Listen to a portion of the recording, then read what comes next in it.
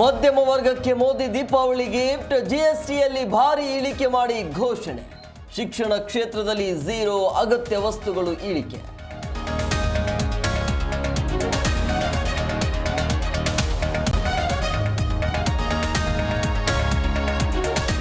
ಆರೋಗ್ಯ ಕ್ಷೇತ್ರದಲ್ಲಿ ಜನರಿಗೆ ಬಂಪರ್, ನಕ್ಷೆ, ಚಾರ್ಟ್, ಗ್ಲೋಬಲ್ಗಳು ಸೇರಿ ಹಲವು ಜಿಎಸ್ಟಿ ಶೂನ್ಯ. ಆರೋಗ್ಯ ಕ್ಷೇತ್ರದಲ್ಲಿ ಜಿಎಸ್ಟಿ ಭಾರಿ ಇಳಿಕೆ.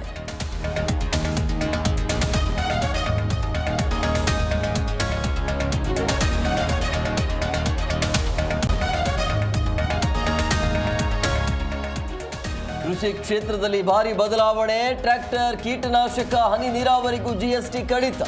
ಸರಕುಗಳ ಸಾಗಣೆಗೆ ಮೋಟಾರ್ ವಾಹನಗಳು 18ಕ್ಕೆ ಇಳಿಕೆ.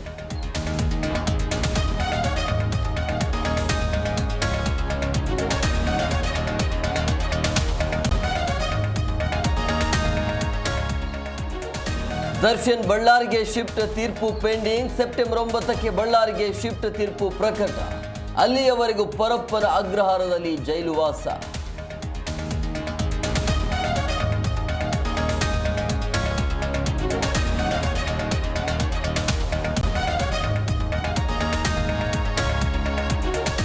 ಉತ್ತರ ಭಾರತದಲ್ಲಿ ಮಳೆಗೆ ಅಲ್ಲೋಲ ಕಲ್ಲೋಲ.